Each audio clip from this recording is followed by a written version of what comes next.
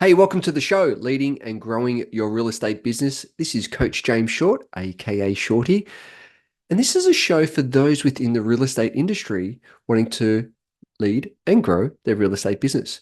It's a series of interviews that we conduct for those within the industry. So we're finding out what those leaders are within the industry, what makes them tick, what's their story, what are their strategies, and how to become the leaders and the growers within the industry.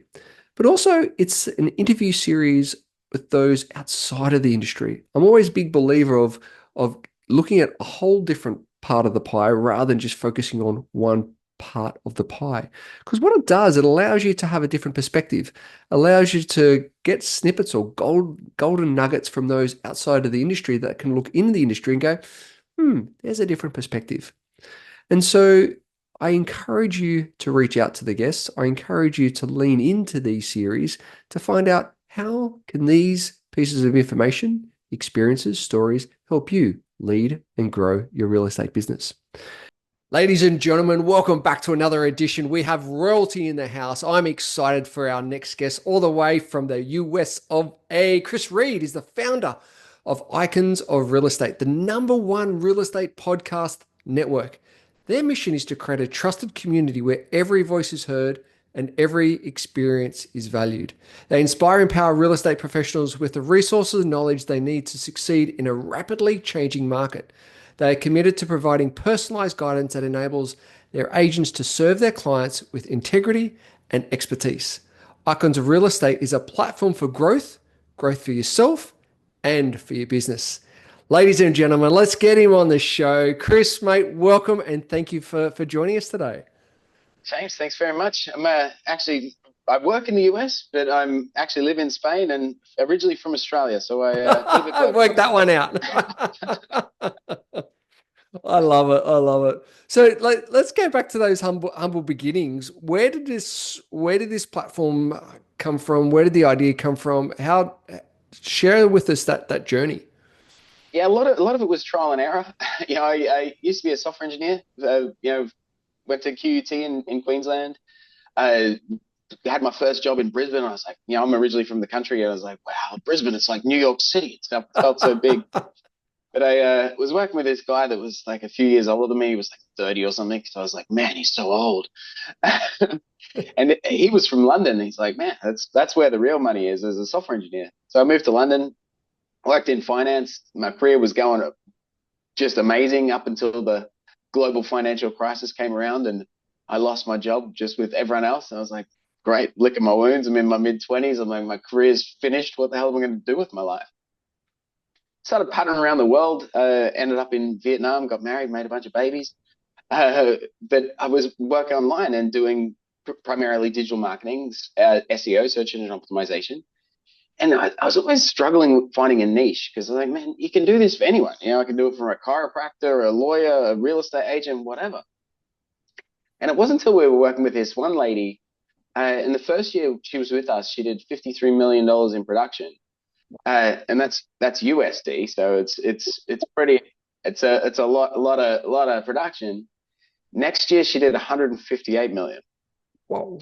The year after that, she did a ridiculous 621 million, and she still wanted to double it from that. I mean, she's a fantastic businesswoman. The year after, she did $1,066,000,000 in production and became the number one team out of a brokerage with 87,000 agents. I went, I think I found my niche. This real estate game seems to be where the money's at.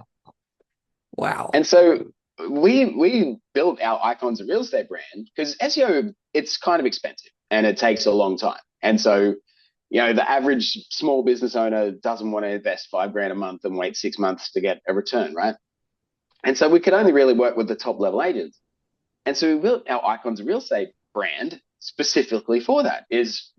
We interview top level agents, and it's a really easy conversation. You're interviewing the best of the best. You're like, hey man, why are you so awesome? And I'm like, man, because I'm really awesome. And you get to learn more about their business, and then you introduce that.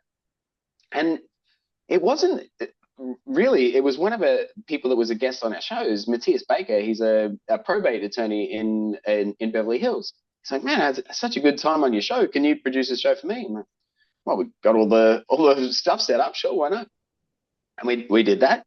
And then another client came around and said, "Can you do that for us?" Which, sure, why not, man? Hey, there seems to be a real need for this. And really, that just has taken off. It's much easier for us to produce than SEO, way easier to sell. And with the beauty of real estate, right, is you're making super niche relevant content. You Mm. know, like we've got clients all over the US and some other countries. But like if you're in some backwater little village and you have a real estate podcast, the only person that's listening to that podcast is someone that wants to buy a house. You don't need to have 100 million views. If you have 10 people listen to a show and three of them reach out and one buys a house, it's way worth doing. So yeah, that's where they say riches are in the niches.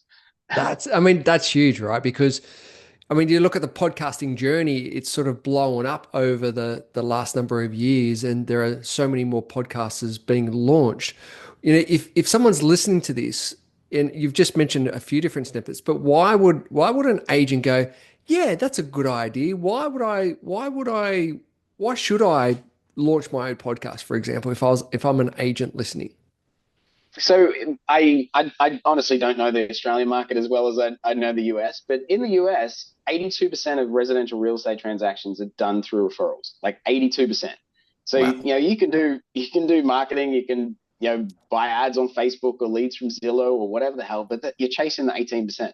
Like go after the 82, the referral business. And so a really great way to build referral partners is through a podcast.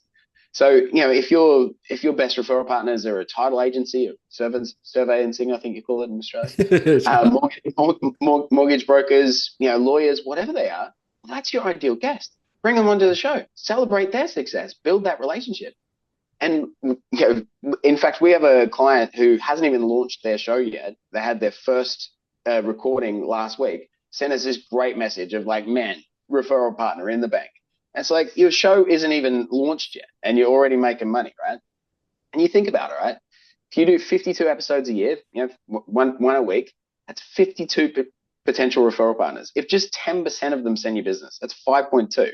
That the average agent in the US is doing like 3 to 4 transactions per year.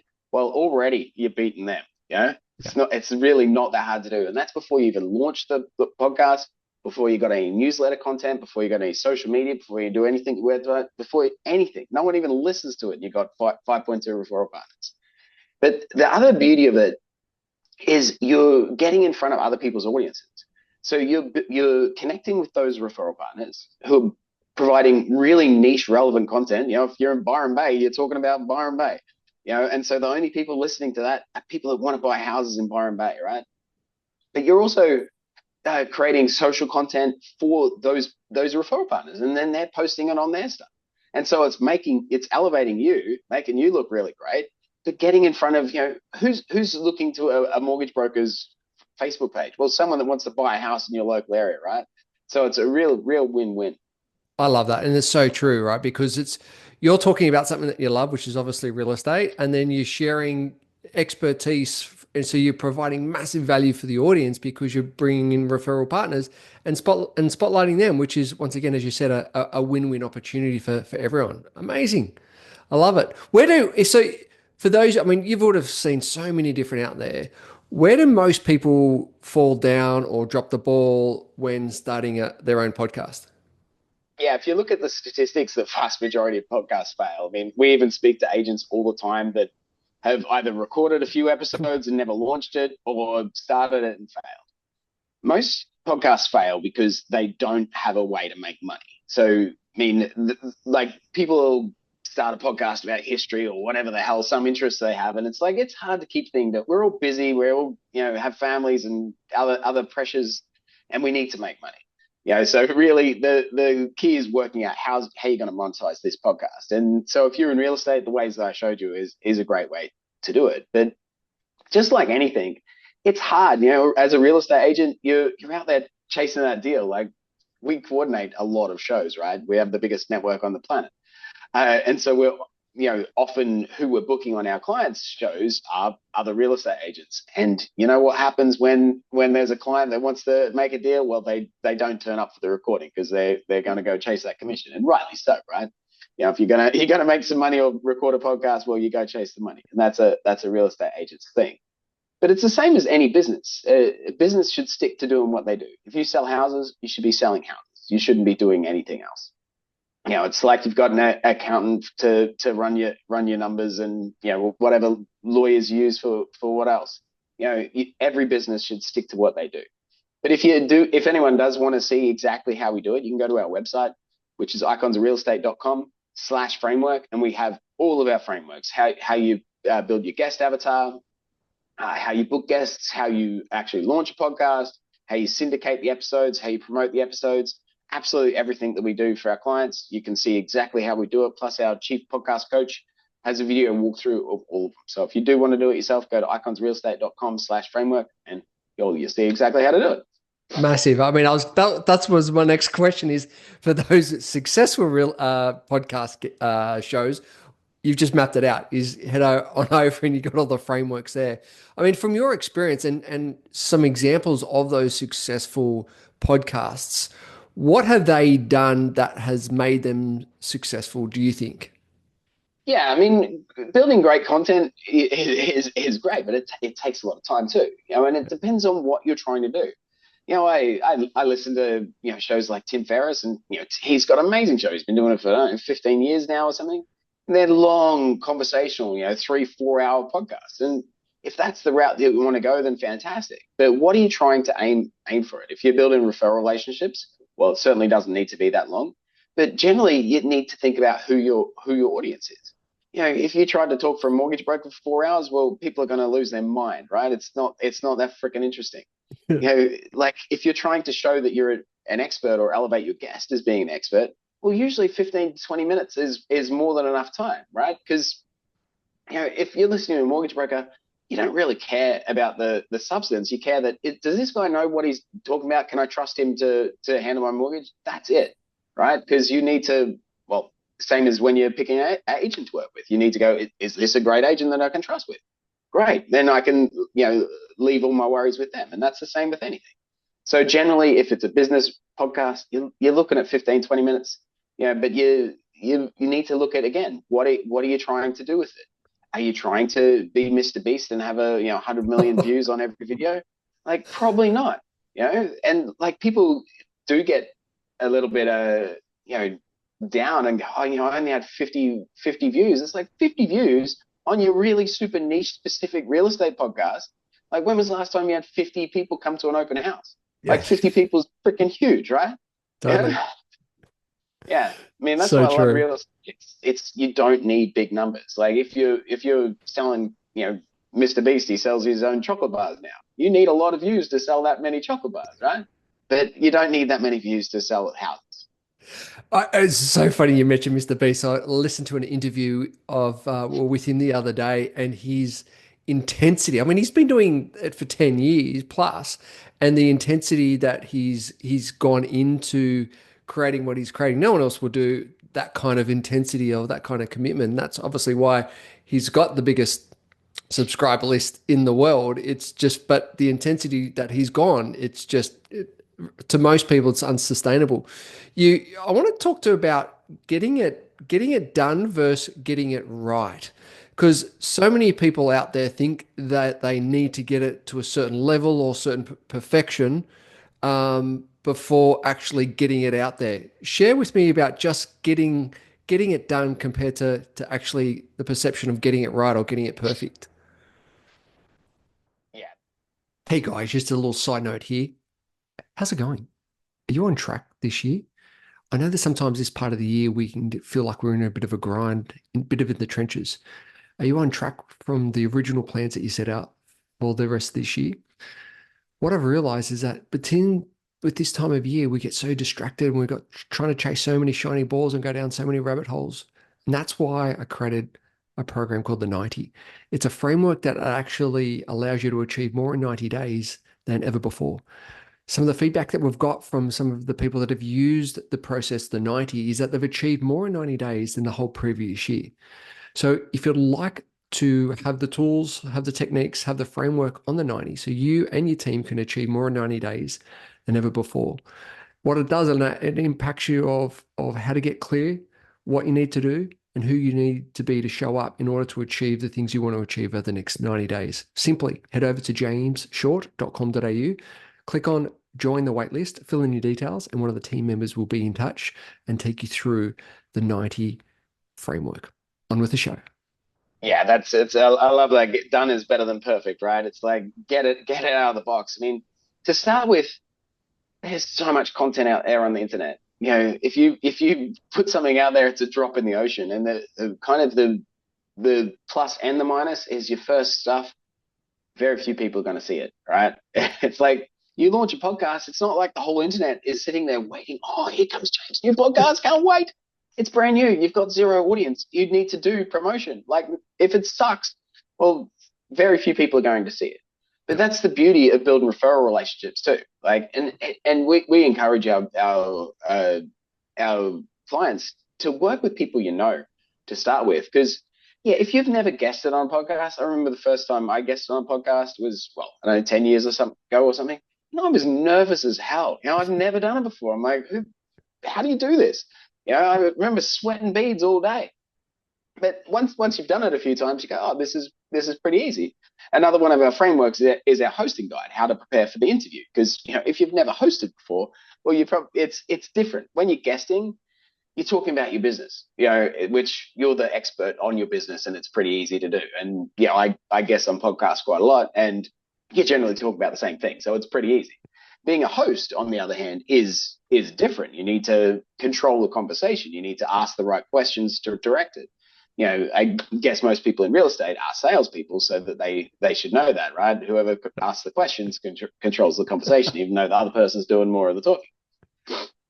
But yeah, Love it. like don't stress about being perfect, right? It's like no one's going to worry about some ums and ahs that you know, if you don't start today, like you're going to be crap in 10 years too. Yeah. So true. So true. So you've had so many clients come through. Can you think about another one or two that blew your mind in relations to how they took on your concepts and your frameworks and have just amplified their business, and where did they start and where have they got to so far? Yeah, there's one that comes to mind. Shay Spritz. She's in Nebraska, in some little pokey town. And you know, Nebraska is pretty small as it is. And she has a podcast called the Real Mums Podcast, because she's, you know, a working real estate mum, single mum with young kids. And well, I mean, I'm a parent with a wife, and I know how hard it is. Like being Yeah. a single parent must be, Jesus Christ, it'd scare the crap out of me. It'd be real tough, and running a career at the same time. And so she builds content for mothers that are in the same space, right? She Right. finds other you know, real estate mums in pokey little towns that are doing the same stuff. So it's, you know, perfect content and resonates exactly with her audience. You know, it's super niche specific, and it gets across the message to who she wants to do. And she's done fantastic with that. And uh, actually, I remember we have monthly web classes. We'll bring on some coach or whoever to help educate our audience on some out, might be social media or whatever the heck. And then we usually ask people how they're going and stuff. And she told us that she got into the room on a big development deal. It had something like 260 properties being sold. She said, haven't got the deal yet, but the only reason I got into the room was because I had that guy on my podcast. You know, it's like, Oh, how amazing is that, right? It's like, perfect. I haven't got the deal, but that's a life-changing deal, right? And the only reason you made that connection is because you had him on your podcast. Wow, I love that. I mean, because it's opening those doors, it's having those connections and having those conversations with people where you wouldn't usually with it's not a pitch, it's just how can we have a win-win-win scenario and situation. What do you think, what information do you need to share with the audience that we haven't covered so far in relations to the power of podcasting? Yeah, so the part that people miss the most is the referral part. That's like Mm. they're so focused on, oh, I need to have 1,000 views. Man, real estate's all about building relationships. You know, I uh, last month I was on Jake and Gino, is a really big multifamily podcast in the US, and I was on their show about a month ago, And I haven't spoken. I was previously on their show like 5 or 6 years ago, and you build such strong relationships because you talk before the show, then you record for 30 minutes or whatever, and you talk afterwards, and you build such a great relationship. It was like they were friends, and we were at the pub and having a laugh and having a great old time. And now we're doing some more business together. We did some business years ago together, and we're doing some more business together now. And it's like fantastic. It's building those relationships. And I don't even know if the episode's aired. They haven't messaged me, messaged me at all. So it's like I got value out of it with without it even going live. And they got a big audience as well. So whenever it does go live, I'm sure that'll be a benefit too. So that's the big bit that people miss. And it is able to open doors because, as you said, right, if you come across selling stuff that people like, if you're an agent, you go knock on every developer's door, they'll be like, get out of here, dude. It's hard to get into to rooms with big people. Big people are busy. But if you build your dream 100 list, who's my 100 dream developers that I want to work with, invite them to your podcast. Build that relationship that way. Show them some benefit first, right? Because you get to elevate them. You get to talk about them. What's that book? How to Win Friends and Influence People. It's like, the guy at the party that asks all the questions about that. Man, I like that guy. And so you're making them feel fantastic. Plus, you're sharing them on your newsletter, on your website, and your social media. And so they're like, man, this James guy's pretty cool. So true. So true. Business. Now, Kris, on the show, we have our 60-second quiz to find out a little bit more about our guests. Are you willing to play? Let's do it. Fantastic. Let's do it. Favorite movie? Oh, I mean, I do like the whole Star Wars trilogies or the original trilogies. I got 4 kids, so I get to watch them every couple of years when they start getting old enough. My 3-year-old's just about ready. So good. So good. Favorite food? I mean, sushi's always nice. I mean, my wife's Vietnamese, so I better say Vietnamese food. Favorite holiday destination? Oh, I mean, anywhere without children, really. Love it. You go on. I always say this to my wife. It's like we like our kids in school. Kids are so Yeah. much easier when they go to school. We're like August. There's no summer school. There's no anything. I'm like, oh Jesus. Yep. Yep. So true. So true. Do you have besides obviously because the kids are young, but do you have a morning routine for you? Yeah, I usually get up around 5 o'clock, meditate and have some mind space and drink lots of coffee. I mean, it's only 6:22 right now. I usually get lots of work done. Wake my kids up at about 7, so I've already worked for like 2 hours, which is if you do 2 hours of solid work, you get a shitload done, right? And so like I that's my most productive part of the time. Then I get the kids up and get them to school. That takes about 2.5 hours. 9:30, come sit down, work till lunchtime, and that's most of my day done. So good. What about an evening routine? Then I mean, I'm a real family guy, so it's feeding the kids and hanging out a bit, and then I put the young ones down and hang out with the older ones, and then put them down, and then go to bed myself. Nice, nice. And do you have a most embarrassing moment? Oh, that is a weird question. Probably nothing that springs to mind too much. No, not really. Okay, cool. That's cool. That's cool. If you could choose 5 guests to have dinner with, who would they be? They could be dead or alive. Oh man, these are questions that I would have liked to have.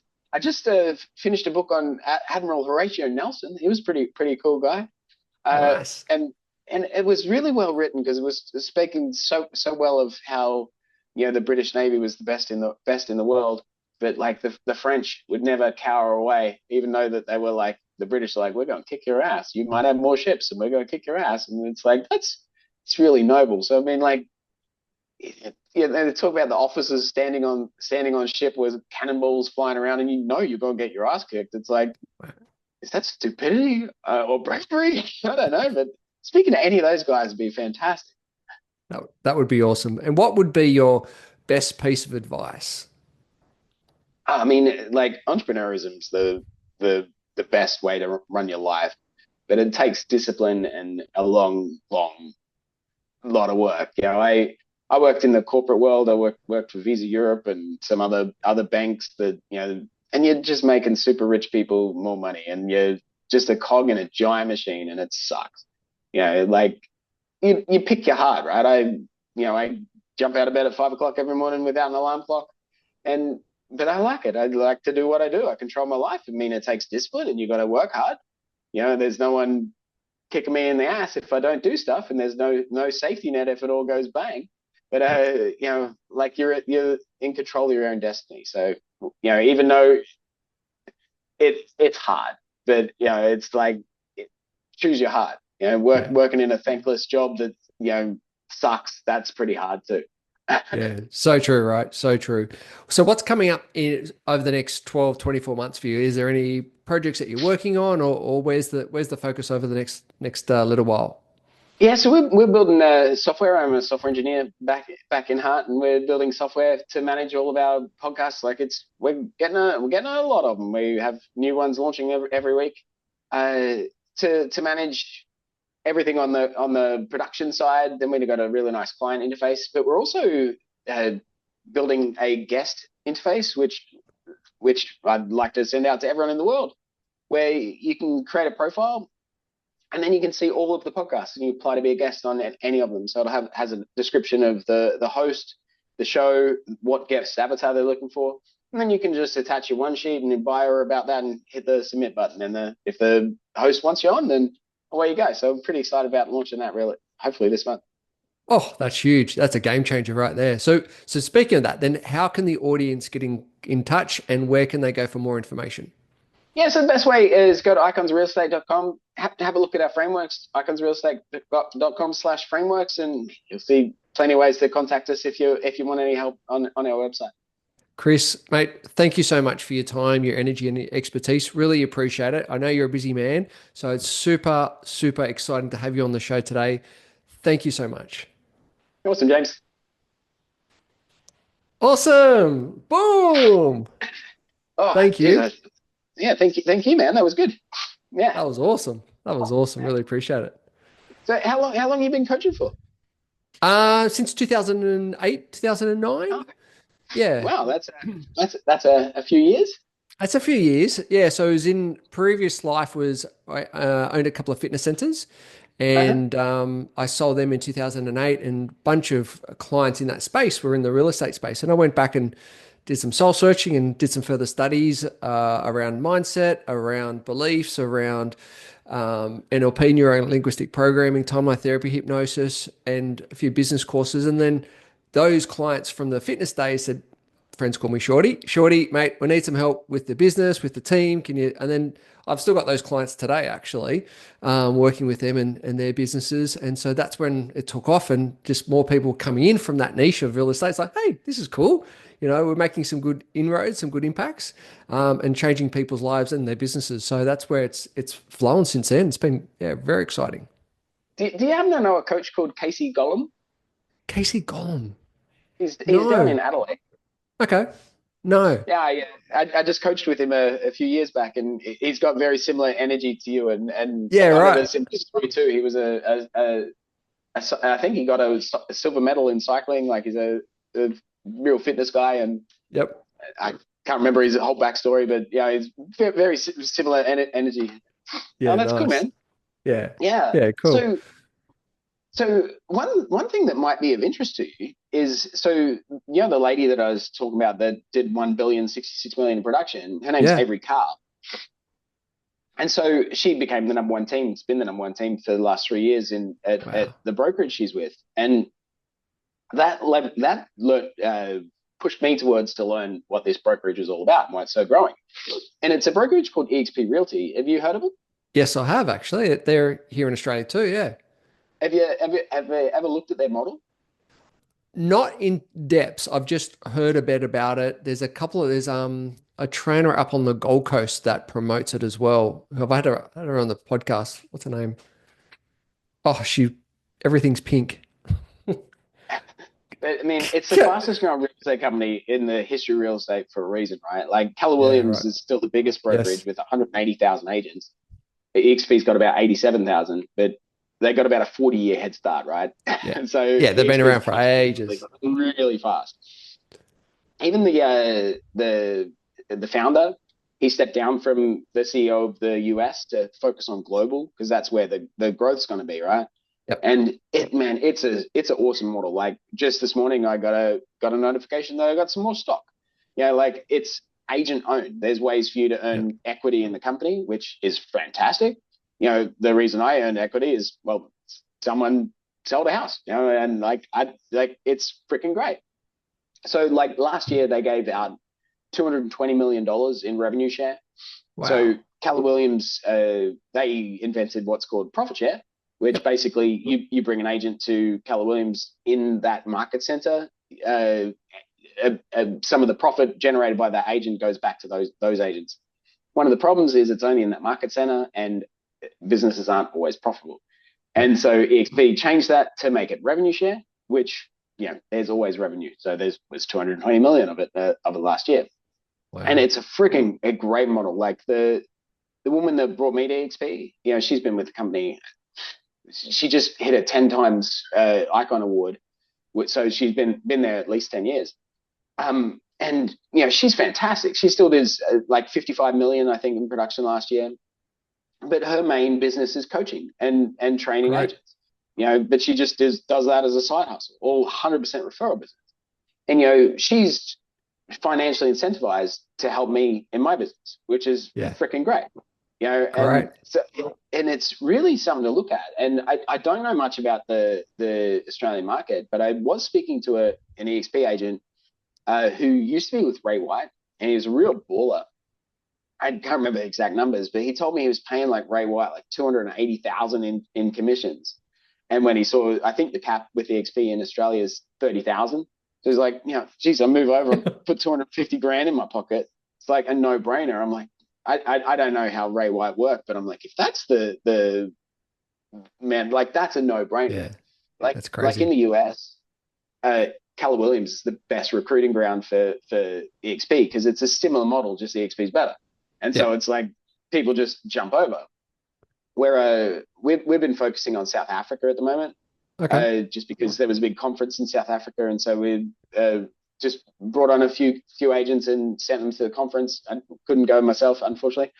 But one thing in South Africa is they don't tend to have caps, and All so right. like and so people just be spending. Like we brought on an agent that did 50 transactions last year, and zero cap. So he's just shoveling out money, And it's like, oh, So great. good. Well, yeah, it's a real difference. So, I mean, would you want me to send you some videos where you can explore the model, and if you think it's interesting, we could have a deeper conversation? Yeah, send it through. Yeah, Definitely open. Yep. Yeah. cool, Awesome. awesome, man. So, when do you think this podcast is going to go live?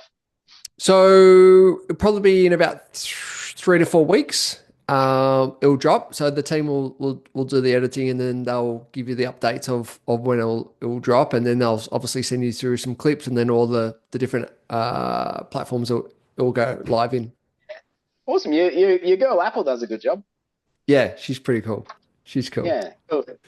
Awesome, man. Well, Awesome. thanks for the chat. Thank you. No, I really appreciate it, and looking forward to chatting you soon. Cheers, bud. Bye bye. All right, bye.